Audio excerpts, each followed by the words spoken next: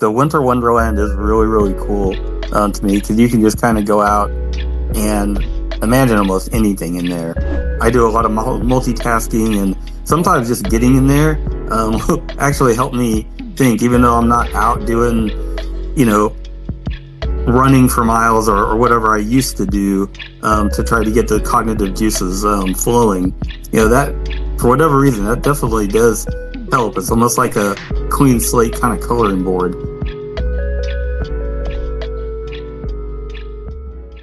Hey Randy, thank you for joining. And yeah, it's a privilege to talk to you guys one by one like that.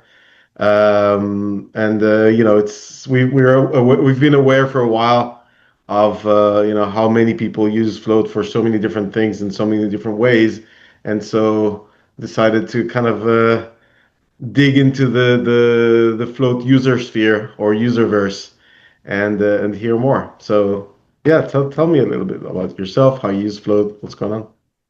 Absolutely, no, and thank you very much for doing this for the community. It's this kind of outreach is really awesome, and I will say here in the United States, and I don't know if it's around the country or around the world, but I believe it's National Relaxation Day, so kind of a good day Oh, to do this. oh, Um, perfect. I do some weird trivia stuff for I have like a couple IT teams, so I always try to put some cool stuff together, and that was one of the things I came across today. Uh, but I've been using VR probably since the outset around 2019, at least when the original Quest came out, and I've always been a very type A, high energy type of guy, like a 15 to 35,000 step a day type person. And a couple years ago, I ended up with a pelvic floor injury that curtailed, my active lifestyle. And I kind of had to find different ways other than in the VR, killing zombies and all that other fun action stuff. And I came across uh, a bunch of different relaxation and meditation type apps. But then when I found Float, it was really just such an eye opener because of the different visuals and how everything just kind of stimulates, the mind. Since I am kind of a high energy guy, I like the mandalize. I like the high energy stuff that actually relaxes me. Um, and I thought it was weird, but I saw a couple other folks post that they kind of use the high energy for the same type of thing.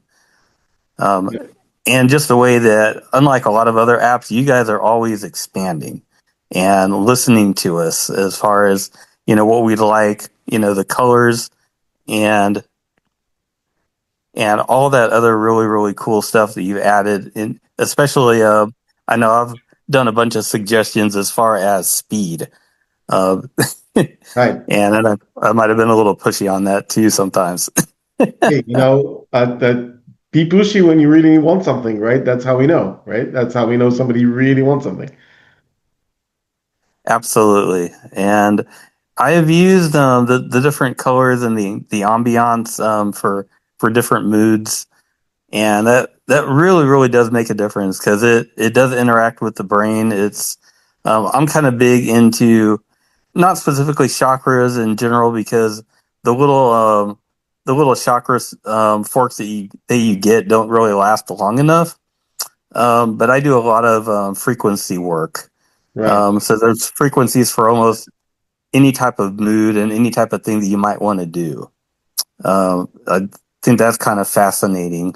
So I was really, really happy when I saw, the binaural beats Yeah. in the app.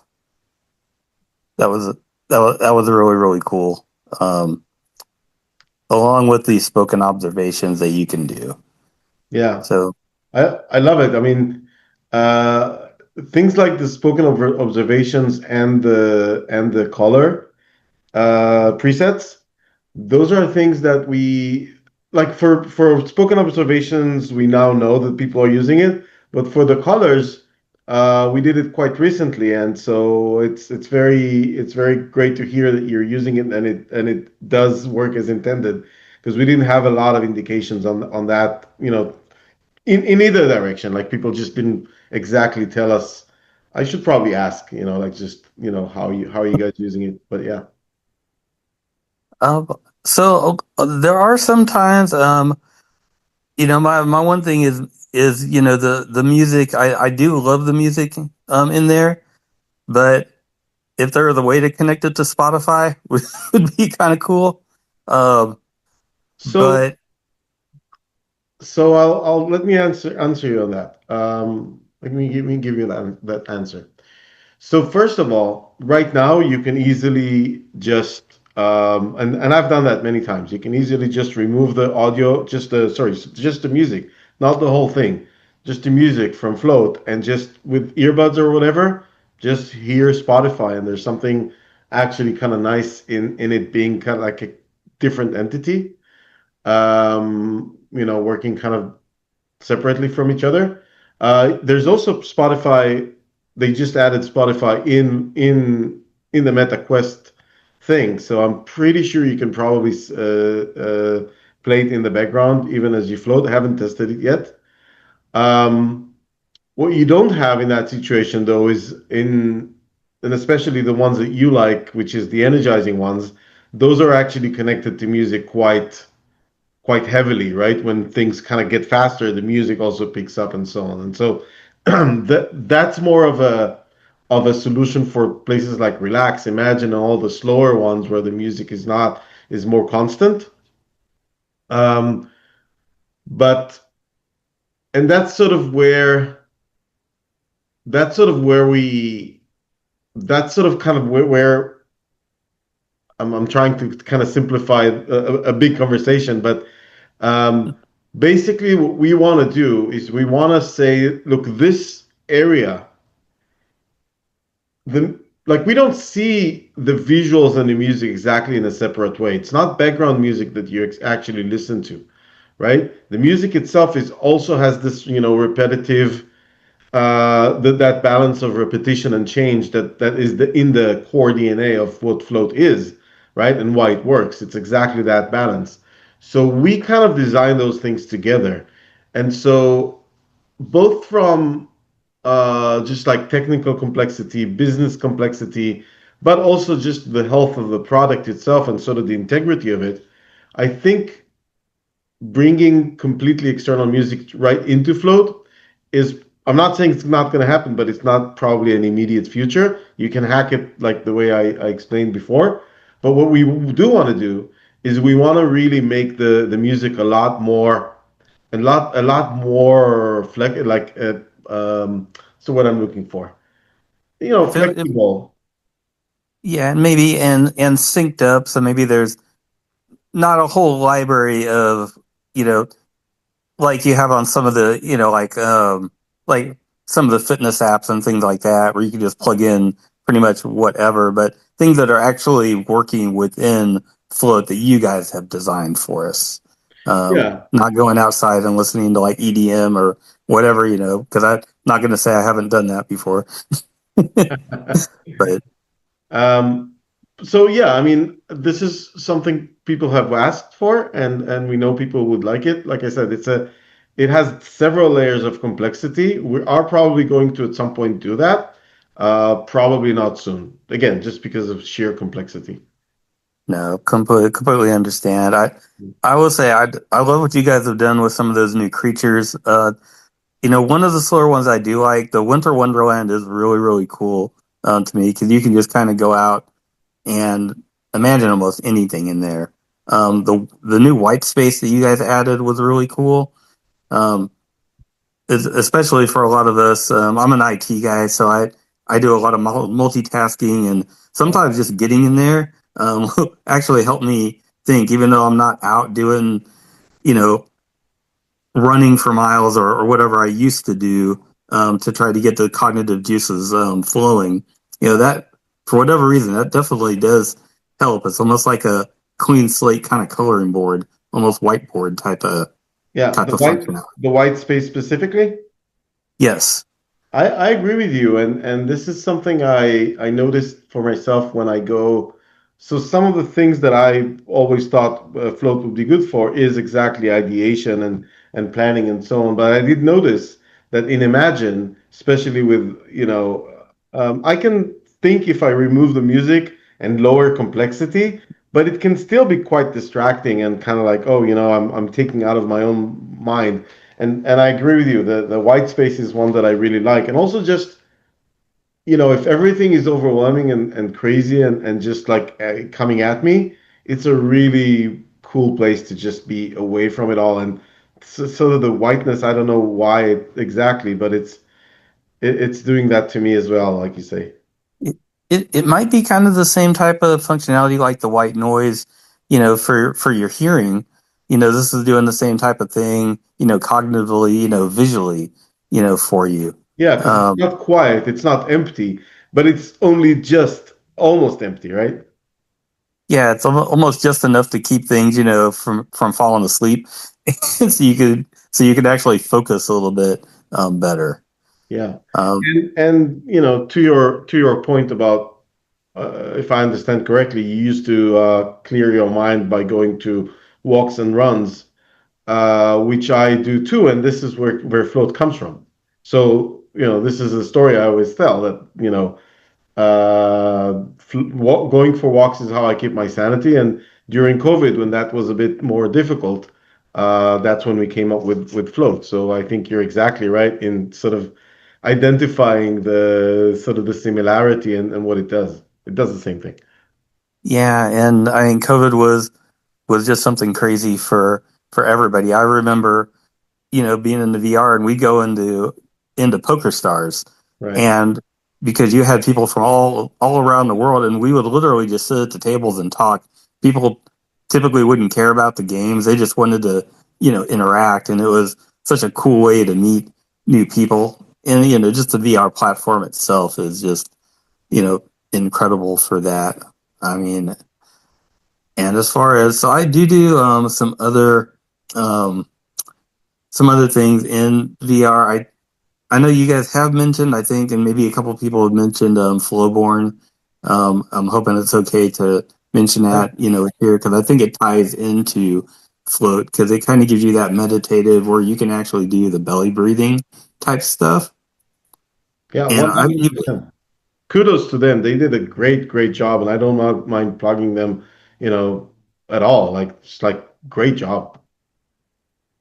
yeah, it's kind of a wonder. Now the visuals aren't anything anything as cool as what you guys have going on with Float in any way, shape, or form, but especially for my injury, the belly breathing is actually one of the greatest things for like pelvic floor type of stuff.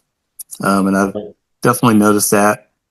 And even when I can get up and actually do sort of a semblance of what I used to do, I'll actually take float on like an elliptical or a treadmill on very low speed nowadays. And that's other than the safety aspect, I wouldn't say anybody go in there on like four or Yeah. five or six, but maybe one, two, or three if you can handle it. It's kind of a really cool experience.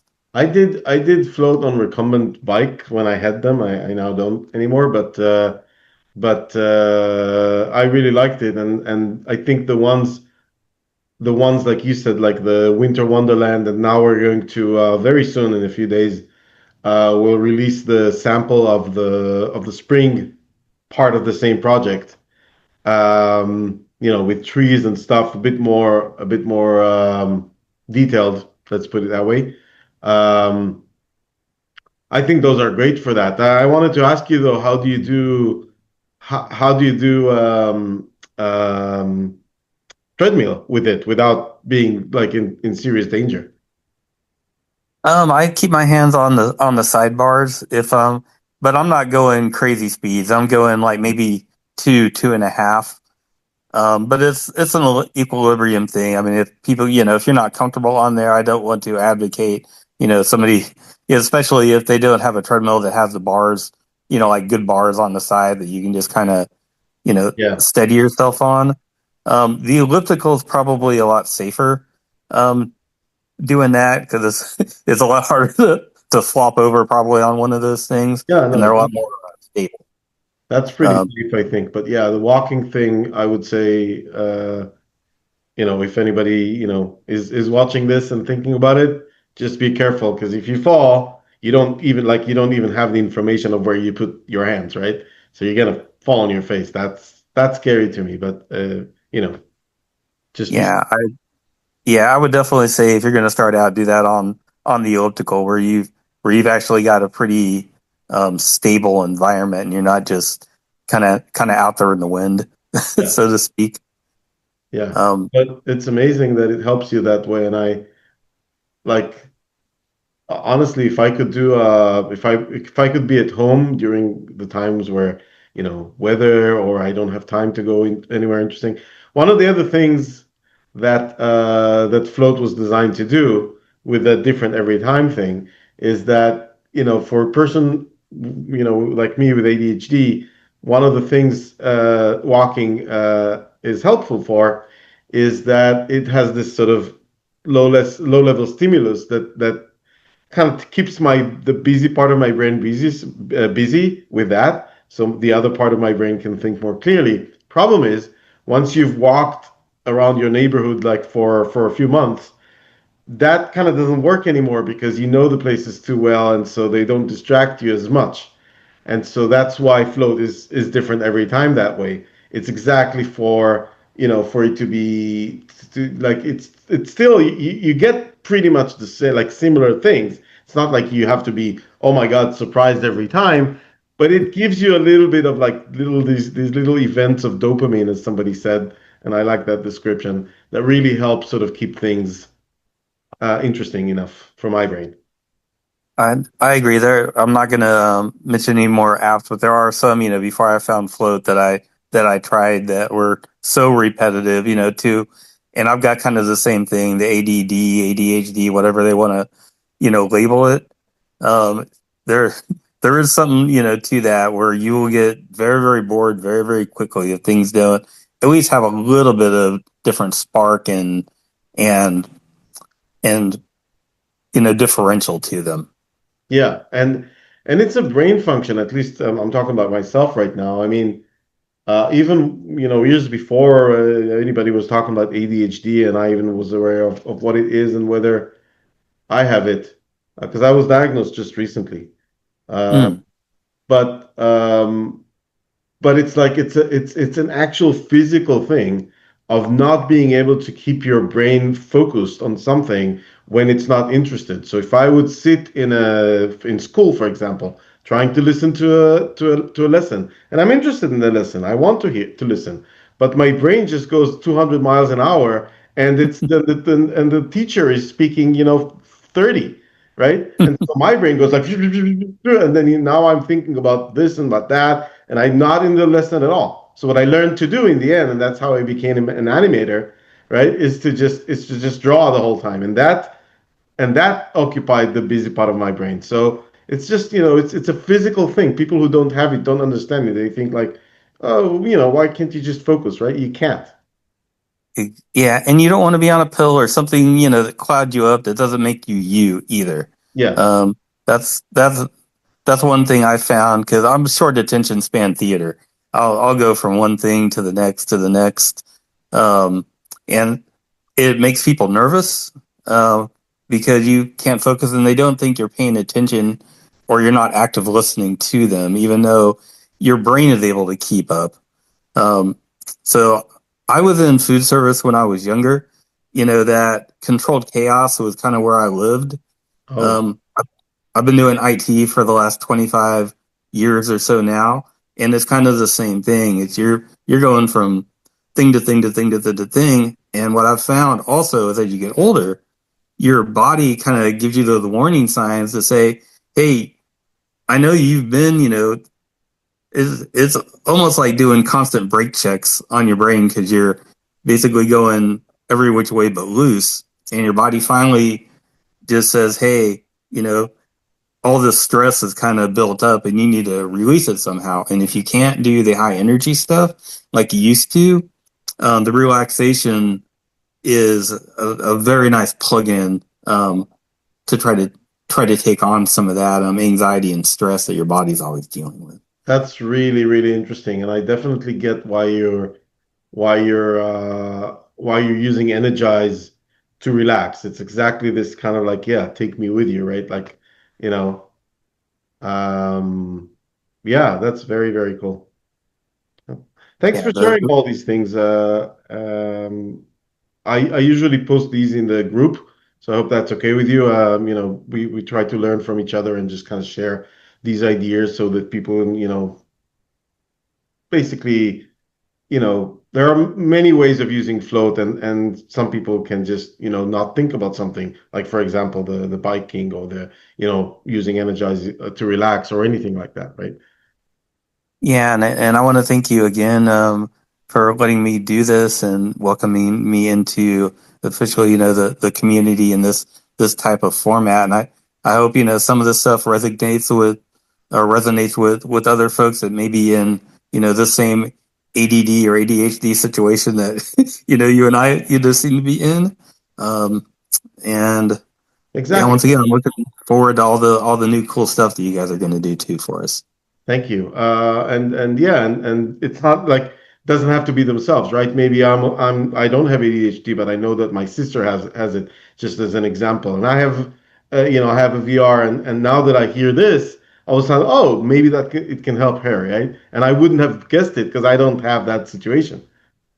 Um, It's what I found is like even with my some of my younger friends, they are for whatever reason are scared of the technology. The VR. They don't want to strap something on their head, so it's like it's like prying something open to get them in there. But then once you do, then they're like, oh my goodness, this is why didn't you tell me about this sooner? It's like, well, I tried. I did, yeah.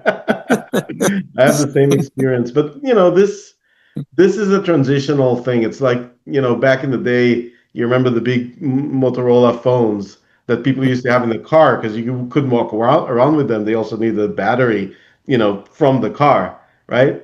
And then, what was it? Like 5 years later, everybody was walking with this small little thing, and it became the thing that everybody's using. So I think, once it becomes more of an AR, VR sort of hybrid with like glasses like this almost, then that's where it takes off, and it's gonna go back and forth a few more generations, and then we'll get there. I'm pretty sure.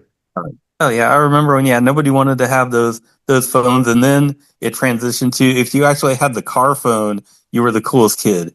Yeah, And so I think that's kind of the same thing that's happening here with the VR trend. I think so. And we're the lucky one, right? Right, because we get to experience this when it's still relatively clear. Reminds me of one time going to the beach in May, and the water is so clear because nobody's really going there. It's a little bit too chilly, and then by July you can't see anything in the water because everybody's kicking up sand for 2 months. So, but now we have this sort of the May water, right? Everything is clear. People are it's easy to kind of do something like this, right? In this environment. And I think we're all going to miss these days. It's going to be like nostalgia. Um, I agree. awesome, great talking to you. I wanted to give you a chance if you have like a specific tip or anything like that that you would like to give somebody, users, some specific way you're using Float. Um, go ahead and do that. So, Or anything else. other no, thank you very much. Yeah, other than I guess don't use it if you're not comfortable on a on a treadmill, but use it. I've actually used it, and this was a post that you guys came up with a while back, and maybe it was a user who initiated it, but it was using like one of the audio diary type things within Float to try to track your thoughts, Yeah, especially in that white space. I've found myself doing that with a couple of the AI apps, and it's really really neat to do, especially either in the white space or just that's where I could actually use like the relax and look at all the cool creatures and actually kind of just ramble on about my day, and then have the AI in the specific app kind of go through and formulate all my ramblings. So if anybody's curious about doing that, maybe it'll help them to try to formulate, kind of stuff that's going on in their head, and kind of cleanse it and clear it out for them. Thank you so much for this. I mean, yes, this is something that I started doing, but I've never done it in the white space, and I think actually this is the best place for me. I mean, different people are different, but for me, I think I'm going to try it. So thank you. I'll definitely give it a try, based on what you said. Um, and yeah, lots of stuff coming. You mentioned, the stuff that we're going to do. So you can look out for that. And I'll just say this to whoever is watching this video later.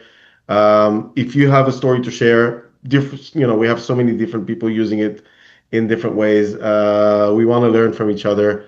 Just message me and we'll arrange one of these. I want to meet as many as we can as I can, as many people as I can, while it's still possible, while we're still in the clear water of May. Yeah, absolutely. And thank you so much again for giving me and everybody the opportunity to do this. Thank you so much, Randy. Lovely talking to you. Yeah, And same here. Take care. hi there. If you made it to this point in the video, thank you so much for watching. If you're a Float user, we'd love to hear your story. There's a link in the description. We're really interested in all the different ways and different needs people use FloatVR for. So, we'd love to hop on a chat just like this with you. And if you're not a Float user, well, there's a link to the app also in the description, and we'd love to have you as part of this community. Thank you.